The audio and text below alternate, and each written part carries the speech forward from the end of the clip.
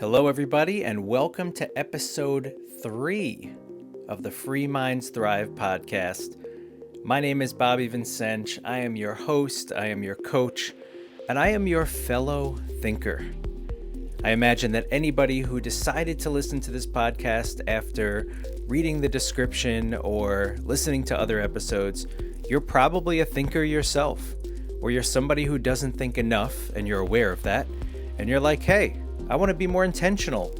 I want to hear some other ideas about how the world works and how it could work better and what types of things I could be doing in my life to feel happier and healthier and more fulfilled and more confident.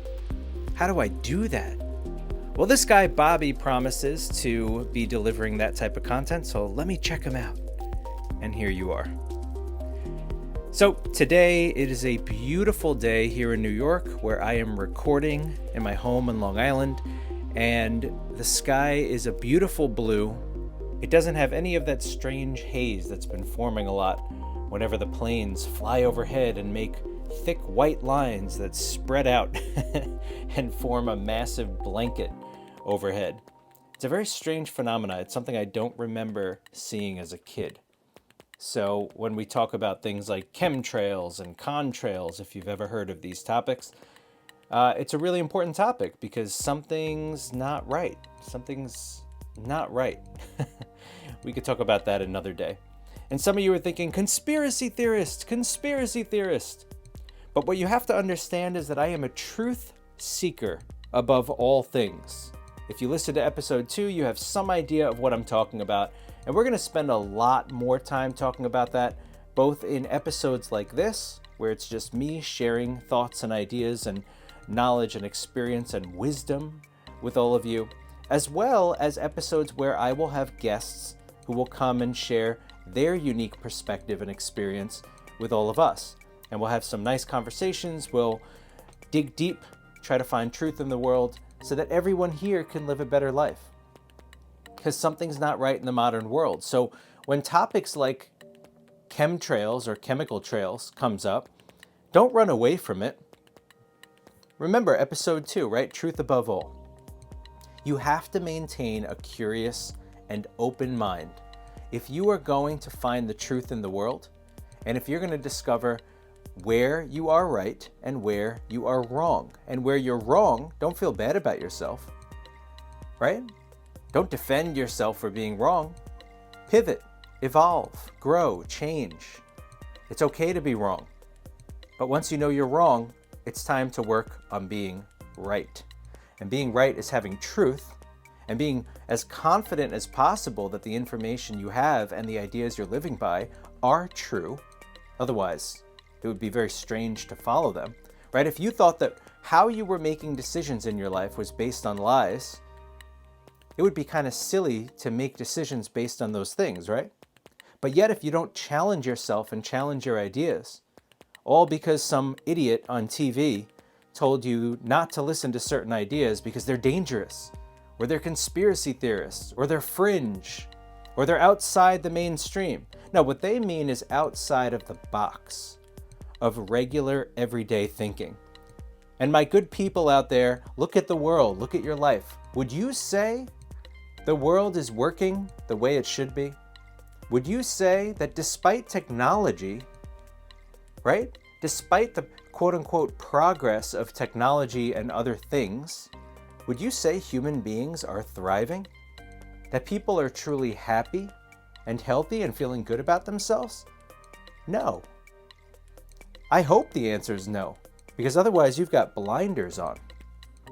You've got a major blind spot in your vision if you don't see that something's wrong in the world. So when we are presented with ideas that sound a little crazy or sound a little sort of beyond the limit of rational, reasonable thinking, and you're like, that just sounds too deep, that doesn't mean it's wrong. And even if it is wrong, by and large, even if broadly speaking, the idea someone is sharing is wrong, that doesn't mean there's not some truth in it.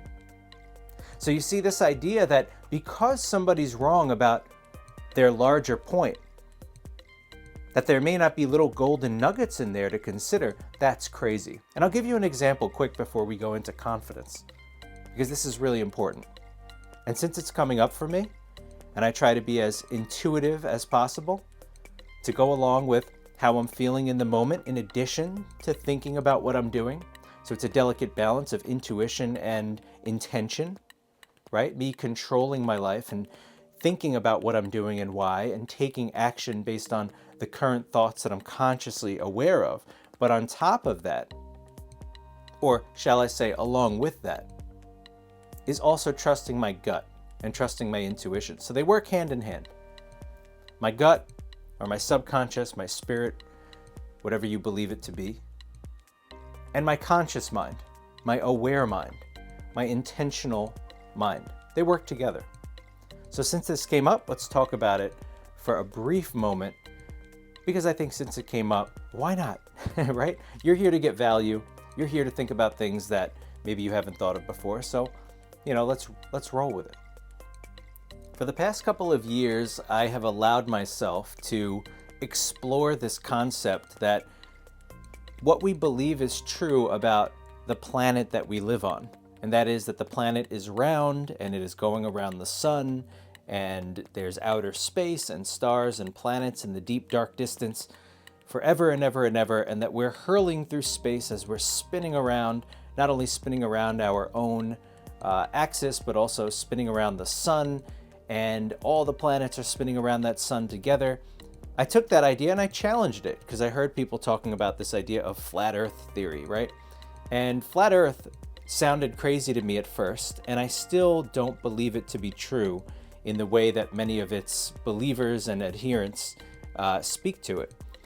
But what's interesting about it is that even though I still believe the earth looks like what we're told it looks like, so many questions have come to my attention in the process of challenging round earth by listening to the flat earthers, or as they're called, flat earthers, but people who believe in that the earth is flat and not round. As I listen to them, I've learned some things, and I've thought about things that coincided with questions I had myself. I had intuitive questions, things that came to my mind just upon observing the world and knowing what I know about science and the world and reality, also using my imagination and thinking about what makes the most sense, what's possible. And looking at the world, I've had some questions. There's a few things that have come to my mind that, for me, it was important that eventually I got something more like an answer. And I never really heard people answering the question well enough. And then I heard flat earth believers speaking. And while some of what they said I couldn't get on board with and still can't, there were some things they said that made sense, or at least answered the questions that I had better than what a flat earth model proposed.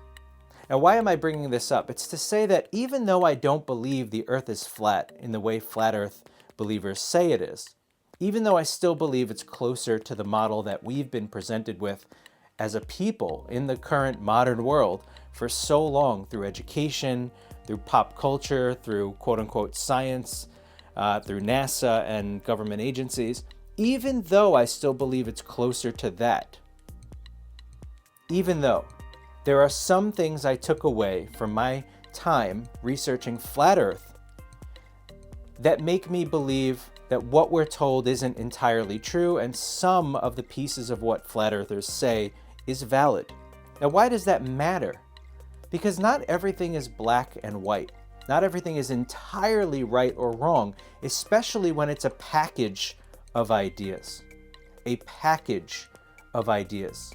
So when somebody tells you, this is what we believe, and there's 20 points that make up that belief, 18 of them could be right, 2 of them could be wrong. 15 of them could be right, 5 of them wrong, or true or untrue, or valid or invalid, or sensible or insensible, logical, illogical. Just because the larger point is true doesn't mean everything they say is true. It's the same with political parties, right? The Democrats and the Republicans here in America. Sometimes the Democrats are right. Most of the time they're wrong. No, I'm just kidding. Am I though? I don't know. But my bigger point is the Republicans, same thing. Sometimes they're right, sometimes they're wrong. people who are neither. Sometimes they're right, sometimes they're wrong. Nobody is always right, and nobody always has the truth, and nobody always has all the answers. We get those things by working together, by learning with and from each other, since some people get some experiences in life, and some people view things in a certain way, while other people don't. But those other people think of things in their own ways and have their own things that they've experienced that they can speak to. And it's when we talk to each other and learn with each other, challenge each other, debate each other, discuss with each other, connect with each other, that we learn. And then what happens? We build confidence. We build confidence.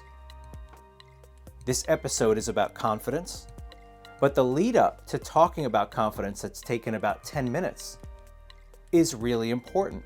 Because the question is, how does one build confidence? Just ask yourself that question for a moment. How do you build confidence? How do you build confidence?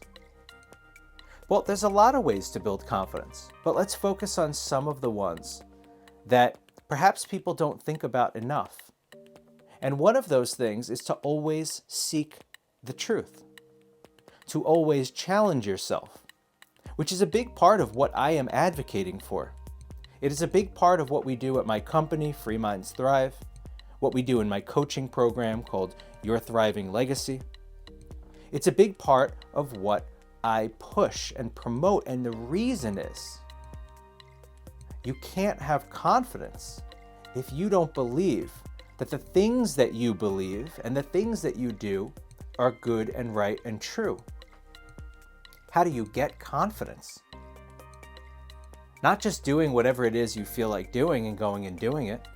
You wouldn't be confident that what you're doing is necessarily right, or you shouldn't be, because you haven't explored other possibilities. See, part of confidence comes from knowing that you're right. Part of confidence isn't just knowing you can do something, although that's a big part too. That's another element, another component. But one thing is knowing you're probably right.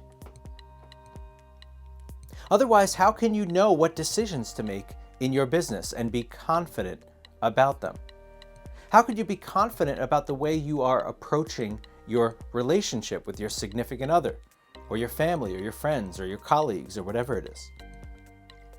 How can you be confident in any of the nearly infinite areas of your life that confidence is important in relation to? If what you're doing in that area you're not sure is good, or you're not sure is right, or you're not sure is true, or you're not sure will work, well, some of this you find out through experience, and that is something we'll talk about next. But some of it is also in what you know. So wisdom being essentially a combination of knowledge, what you know, plus experience, what you've done and tried and have direct experience in. And sometimes you can learn experience through other people's experiences, and that's why I say it's important to keep an open mind, a curious mind, to have a free mind and explore the ideas that come up.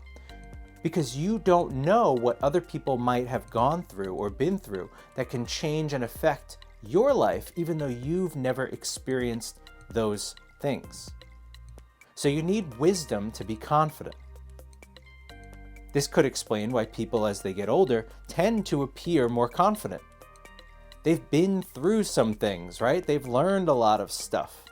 They're pretty solidified in their mind as far as what they believe is good or right or true in the world, for themselves or for others. Doesn't mean they're right, but they're confident. They have more self-confidence. They have more experience. But on this knowledge portion, how do you get the knowledge? Well, you've got to learn. You've got to read books, listen to podcasts, challenge your ideas by listening to people and engaging with people who think differently than you do. So you can gather some information and insight into things maybe you never would have thought of before.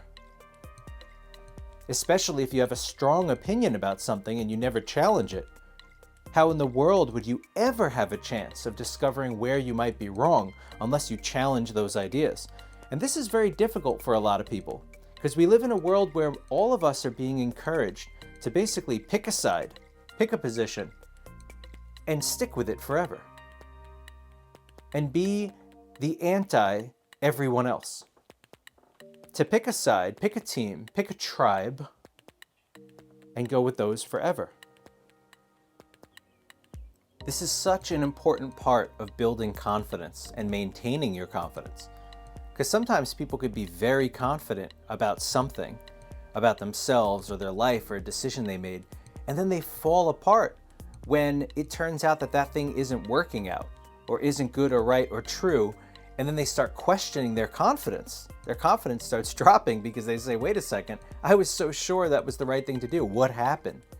Well, that's where you have to develop a mindset of growth and change, where you are willing to change when you discover that something needs to be changed, right? If you see that something you didn't work out, instead of feeling bad for yourself and being hard on yourself and saying, why did I do that? I'm so stupid, and then your confidence drops.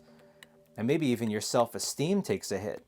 Instead of that, why don't you identify what it is you can learn from this problem, from this challenge, from this quote-unquote failure? Why don't you take it and convert it into something that could be beneficial and helpful to you? That builds confidence, because what ends up happening is now whether or not I succeed at something, in which case I build more confidence, right? Because I say, wow, that worked out. I did well. I achieved something, whatever it is. Even if you fail, you can maintain an immense amount of confidence because you say, I didn't fail. I'm learning. Think about that. I didn't fail. I'm learning. Now, what am I learning from this? I didn't fail. I'm learning.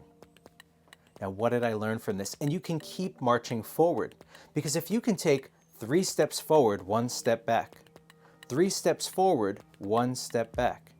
It's kind of how a stock market ticker looks, generally speaking, right? When there's not a recession or a depression. It goes up and down a little bit, up and down a little bit, up a lot and down a little bit, up more and down a little bit. And I'm not talking about any particular company. I'm just talking generally speaking, the stock market tends to trend upward over time on average, even if it plummets at some point, which is why I prefer not to gamble in the stock market anymore, because it is a scam. Okay, I said it. It's a scam. I believe it's a scam, even if people make money in it. I still think it's a scam, and I'm willing to have my mind changed. But currently I'm confident that that's the case, so I don't put my money there. That being said, it goes up a lot and down a little, up a lot and down a little. So if you're doing more things right than you are wrong, then when you do the wrong things, you shouldn't feel so bad. Especially even if you take a deep dive, you have a recession or a depression in your stock market ticker of confidence. Even if that happens, you could say, now hold on a second. There's something big I need to learn here. The bigger the failure, the quote-unquote failure, right? Remember, when I say the word failure, I want you to see quotes around it, because that's how people see failure, but that's not what failure is. So in this learning opportunity of making a mistake or doing something wrong, not succeeding at something you said you would, or achieving some goal that you had set for yourself, whatever the thing is, when you quote-unquote fail, the smaller the fail, the smaller the effect on you, right? Maybe the smaller the lesson. Maybe a little fail is a sign of what's to come if you keep doing that thing over and over and over, and you need to find a big lesson in there before that little fail turns into a massively big challenge for you or problem. But the bigger the fail, the bigger the lesson right there. You're almost never going to have a massive failure that affects your life and your ego and your confidence in such a way that it's a small lesson to be learned. It might be a small, simple thing you have to do, but the value and the weight of that lesson is very, very heavy, very, very deep, because it affected your life. It may not have affected other people's lives that way, but it affected yours. So instead of feeling bad, what am I learning? What do I need to learn? Take that lesson and carry it forward with you confidently, relentlessly, and apply whatever it is you've learned moving forward so that you are much less likely to have that happen again. Confident people know that even if they're dropped on an empty desert island by themselves, they will figure it out. Now, how the hell do they know that?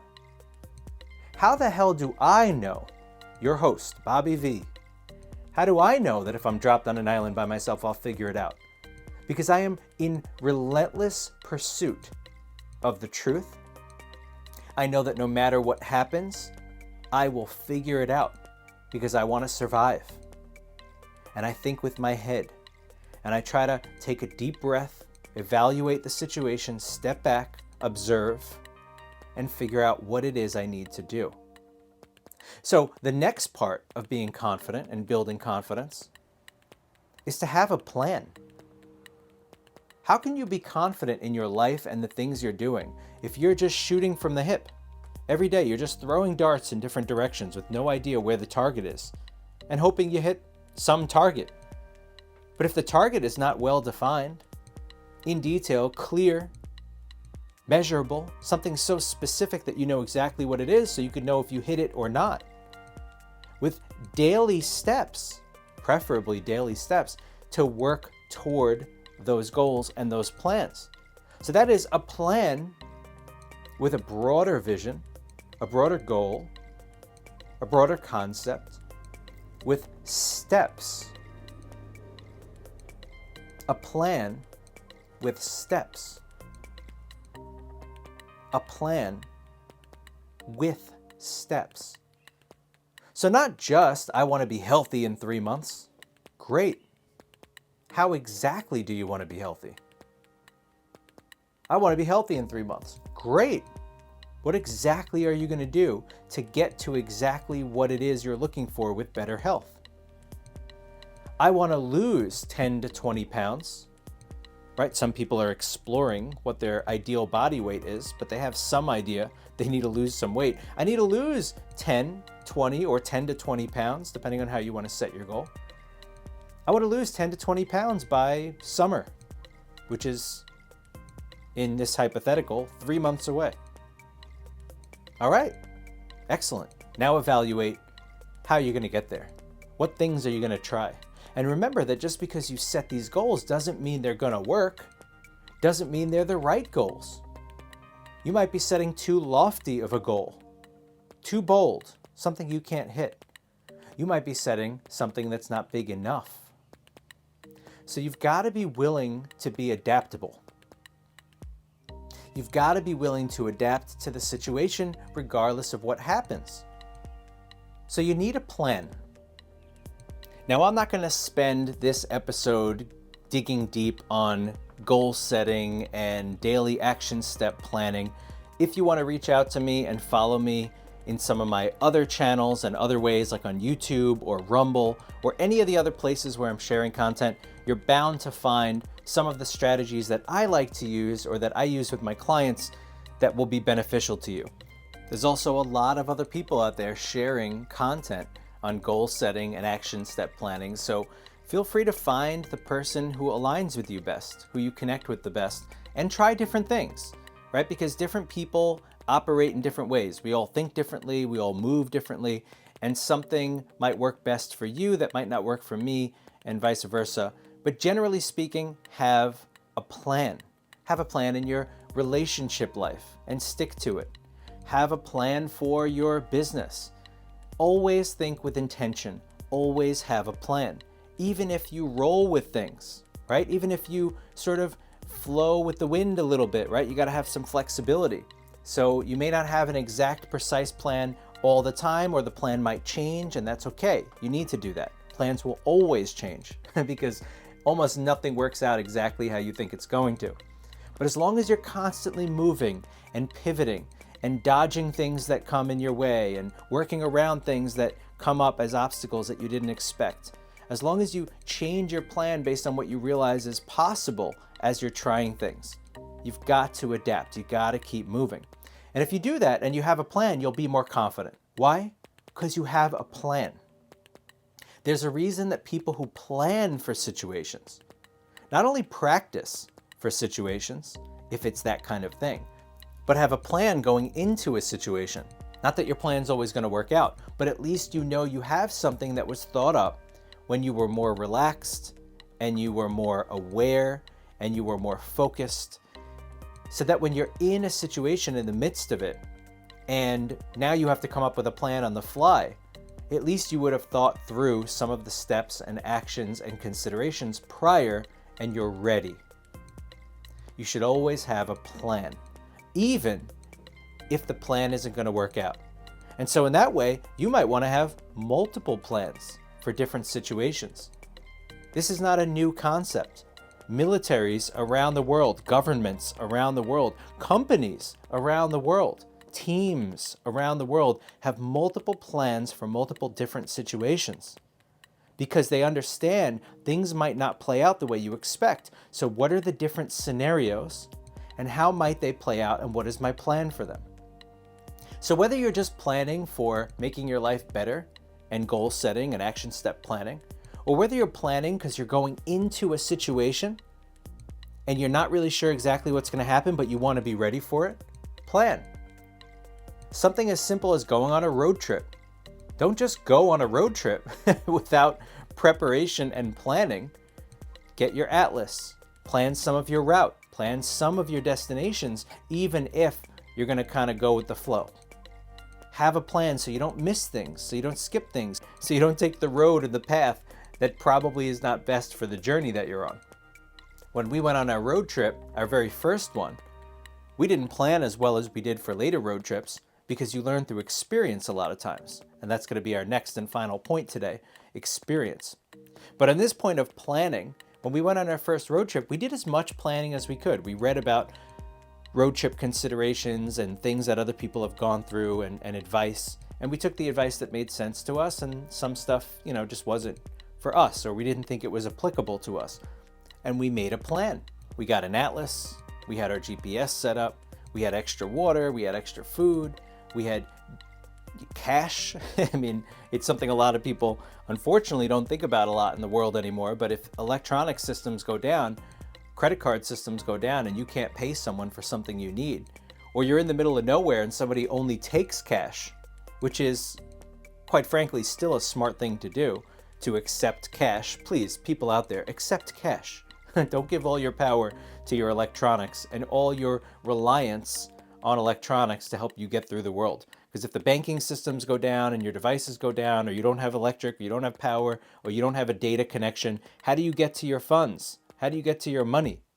You can't. So carry money with you, right? So as we were on the road trip, we brought cash and we ended up using it in some situations where it made sense. And thank God we had it. Have alternate routes. If a route that you plan to take doesn't work out, how else are we going to work around this? Track your steps. Where are you going? Where have you been? So you can go backwards if you need to continue forwards.